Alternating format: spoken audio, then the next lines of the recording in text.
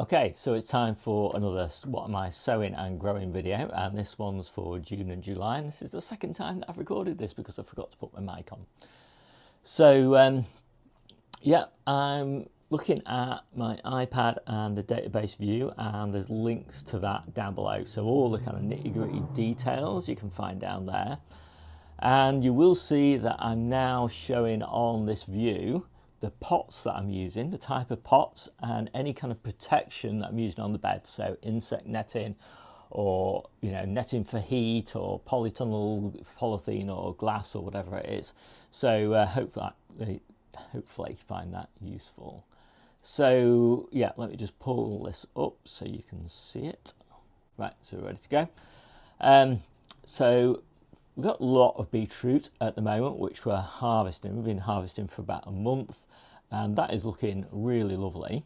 The storage beetroot is in the ground, and that's the stuff we'll harvest in October and store in damp wood chips. This batch of beetroot, only a small amount, is the stuff we're going to eat from the end of summer until early winter, and we'll be sort of finished that before there's the first hard frost. So it just fills that little gap there before we start eating the storage beetroot. And yeah, two varieties, Patello and Boldor, both really lovely. Then we come on to salad onions. Now I like salad onions every day of the year, pretty much. But what I find is that it's pretty difficult to find a really good salad onion for harvesting in summer. And Summer Island is the best we've found so far. I've tried like dozens of different salad onions to try and find a good variety. It's not the best salad onion, it's the best salad onion for harvest in summer, in my opinion. But if you found a better one, let me know down in the comments. And then we've got a batch of Calabrese. Now I always, Calabrese is one of our favourite foods, but it takes up a lot of space for a lot of time, and so we don't generally grow it in summer because we've got so much other stuff growing. But we do occasionally get a crop failure. We just had one actually, and I planted Calabrese in its place. So if that happens and we get a crop failure, and it might be, for example, melons or something, a batch of melons don't take or something like that, then we'll repurpose that bed, put Calabrese in there, and yeah, that's a nice kind of bonus, sort of make something good come from a failure. And so we always have like a batch of Calabrese in reserve, basically. So that's the reason that's there. So purple sprouting broccoli, really important crop for us. So we want to eat purple sprouting broccoli from January, December time, all the way through until the end of April, early May. And in order to do that, we do three different varieties: Red Admiral, Red Fire and Claret. They all come ready in their appropriate month. And we do two batches separated by a few weeks, so that one batch kind of comes ready at the beginning of the month, and then the other batch comes ready at the end of the month. So that's kind of the reason that we have so much purple sprouting broccoli on the go. And again, if you want to read the details of that, then just look in the link down below. I also have growing guides for everything that I'm talking about here that are really comprehensive, and as well as just talking about the specific veggie itself that I'm growing, or fruit or veggie, they also go into information on what to interplant with, what to precede a crop with, what to follow a crop with, and all sorts of other sort of little details and things like that. So worth taking a look at those. So spinach. So our main spinach for summer is New Zealand spinach. True spinach just bolts really quickly. And so, New Zealand spinach is great. It's really prolific, lasts for ages and ages, basically from the beginning of summer pretty much through until the first frost. And even sometimes it just kind of weathers the first light frost as well.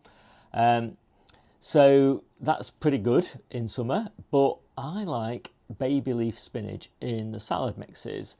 And so what I'm doing is, as I'm clearing potato pots all the way through summer, rather than turning those potato pots out and putting them into the compost bin, which is what I normally do for use next year. I'm going to just plant them up, direct seed them with spinach, and I might also direct seed some with baby leaf chard and, you know, anything basically that I can think of that I might want to do baby leaf for, baby leaf kale, for example. So I'll get relatively small quantities because it's only a sort of 35 litre tub or something like that. And I'll just, you know, cut the whole top off it, and I might get 2 cuts off it before it goes to seed, and I don't worry about that because it's just a bonus. And I'll put those pots in a sort of slightly shady spot. That increases the likelihood that they won't go to seed for those 2 cuts. And then I'll just do another one and then another one, etc. So you'll see a few successions of spinach in this guide. Lettuce in summer grows so fast here that I don't need very much of it. So I've just got lots of different varieties and like 2 or 3 of each of those varieties every couple of weeks. And we dot those around all over the place because we do have problems here with lettuce root aphid. And the last thing you want is one great big bed of lettuce and then root aphid wipes the whole lot out, or the whole lot just runs to seed, or some other sort of problem befalls it. So by dotting them around all over the place, kind of interplanted into, say, my pepper beds, which I really like to do, or interplanted underneath my cucumbers, or, you know, just dotted around in the polytunnel, or, you know, in the back garden or whatever. It kind of diversifies it and lets me sort of grow them all to full heads, and then I just harvest the full head and then, you know, plant something else and then dot some more around. So basically that's what I'm doing, just loads and loads of lettuces grown to full heads, lots of different successions, lots of different varieties. And I did that last year and it was really nice in summer. Made a real change from growing the big beds of lettuce like I normally do in autumn and spring and winter. So yeah, that's the way we're doing lettuce, and there's nothing really I want to highlight about the lettuce other than canaster. It's a slow grower. When when you start off, sort of prick it out, it's a tiny little thing. It takes ages to get going, but once it really gets going, it's such a lovely lettuce in summer. It's a real favourite of mine. And I'm doing quite a few Salanovas as well because they look so beautiful. And we have quite a lot of them in the kitchen garden, in the pottage garden in the front of the house, just because they're as good as flowers, I think. Really beautiful stuff. Kale, we get through a lot of kale. We do a lot of steamed kale, a lot of kale crisps, juicing kale, all that sort of thing. And people have it in smoothies and things, so we get through a lot of kale. We have lots of different varieties and lots of different successions. So the earliest succession we do in January, and we're eating that now. We've been eating it for about a month. That'll finish and go to seed in about sort of July time. Put purple sprouting broccoli in after it. And then the sort of, the main crop sowings of kale kind of kick in, and they should be ready by July, and they take over. And then we do some late kale that's better for winter and spring. So this is the kind of one of the late kale sowings. And then some more lettuces and some more salad onions and some more lettuces and some more spinach. And that's it. So that is pretty much it for June. Okay, so I'm back. So carrots. So let's just talk a little bit about carrots. So what we're doing at the moment is we're harvesting carrots that we grew in containers that we sowed in October. And we've been harvesting those all the way through May. And then we've got a few successions of carrots. So we've got a bed which is for summer harvest. It'll be ready in sort of, July probably. And then also autumn. And then we've got another bed that's our winter carrot bed and spring carrot bed. So that pretty much covers the whole of the year. But what I find is it's kind of nice to just sneak a few extra ones in that I sow a bit closer together, and I choose varieties that are a little bit sweeter for salads. So that's what I'm sowing in July, is the salad carrots that we're going to be eating in late autumn and winter, early winter. And then I've got another bed out in the kitchen garden there. The ones salad carrots are going to be eaten in sort of late summer. So that's the way we do carrots. And again, if you want the sort of details of that, check out the individual growing guide on carrots. And then chard. So we've got our early chard is sown. It's in the ground, it's growing okay. But when it's stressed, chard can go to seed in summer. And so far, it's been really hot in late May, and it looks like it's going to be really hot during the day, at least in June as well. And that's probably going to stress it out. And when chard is stressed, it runs to seed. So once it's run to seed, it's hard to, the plants are basically finishing. So you can keep them going for a few weeks by taking all the seed heads off, but you're better off with a new sort of fresh batch of chard, really. So I'm going to do some chard and some perpetual spinach in July, get planted out in August. For us, August is a bit cooler than July normally. It's wetter, and so chard is going to enjoy that. It's going to romp away, and that's the batch of chard we'll have in winter. I will do some later chard that will probably grow in one of our low tunnels, and the idea behind that is that's the stuff we'll harvest actually through winter. So chard in the ground, for us at least, it lives through winter sometimes, but it's not, you can't really harvest it very much. If you harvest the leaves, they won't grow back again. So you get one harvest off it, whereas if you sort of do it in a low tunnel or something like that, then you can keep on harvesting it because of the extra heat. So that's the reason that I've got the chard that we did last month and then the chard that I'm doing in July, just as a kind of contingency. And then, Charles Dowden's convinced me to try Radicchio again. So I've tried it last year.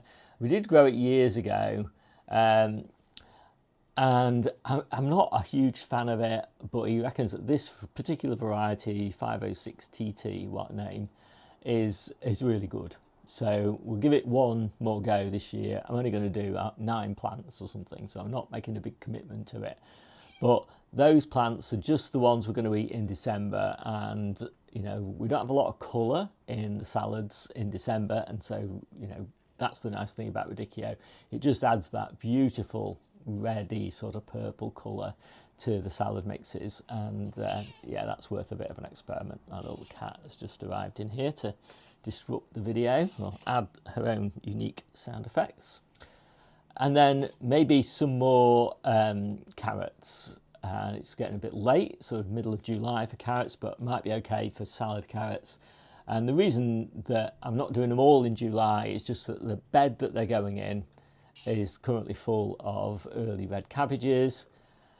And it's my first time doing the really early batch of red cabbage, sort of, for harvesting sort of, July time.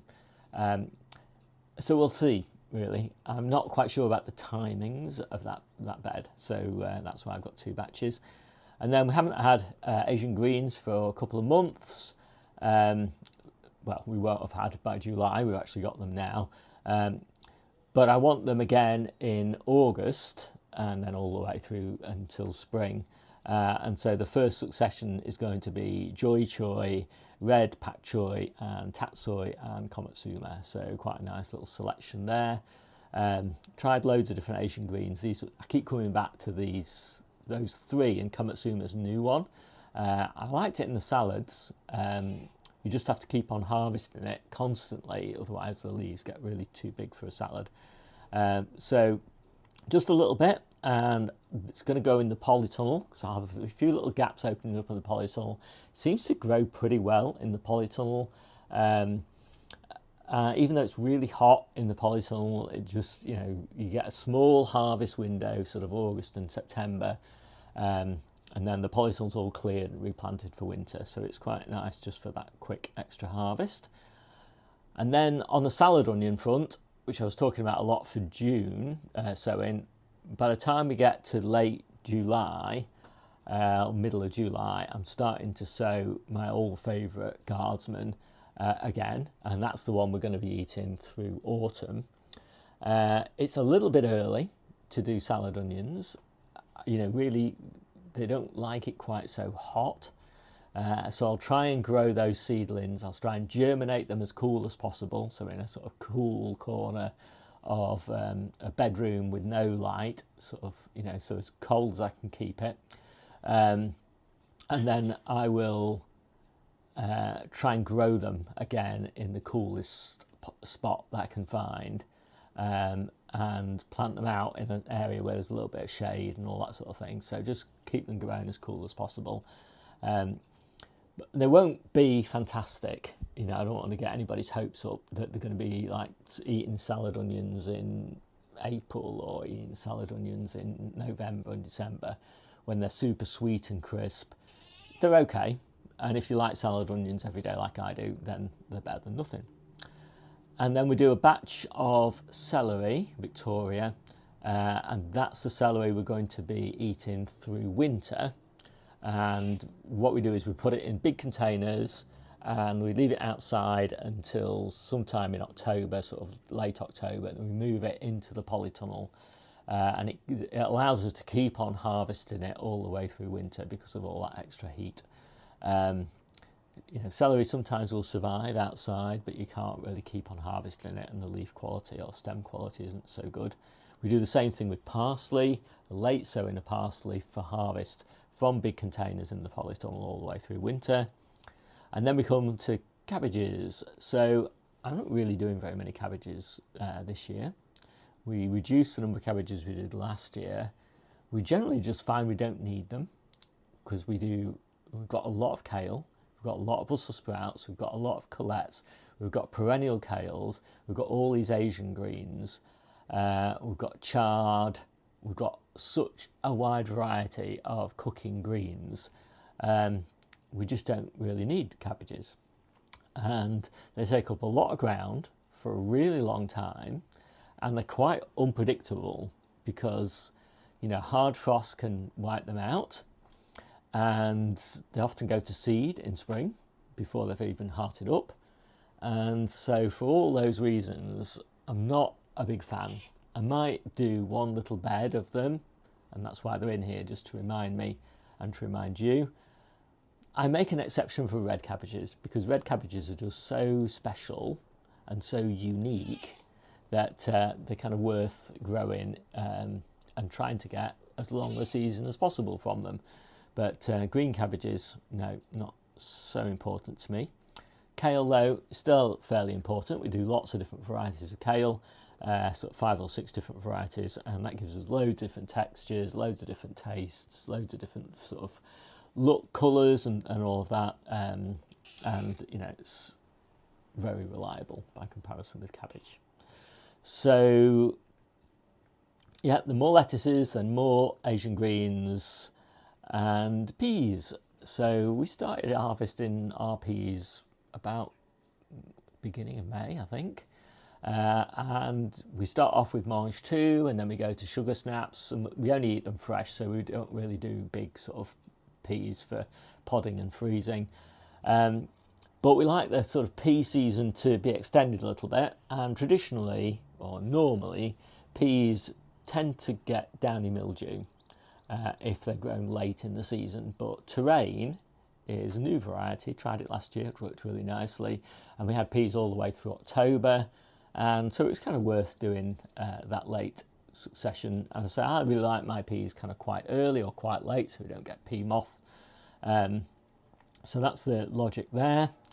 And yeah, Tokyo Cross turnips, superior I think than any other turnip, really nice. Not quite as colourful as some turnips, they're just pure white, but actually that's really nice because we don't often have white things in our diet. And yeah, so they're rubbish in midsummer though. They're really sort of not crisp, they're kind of a bit more chewy and a bit more fibrous, and they're really spicy, but in autumn and spring they're beautiful.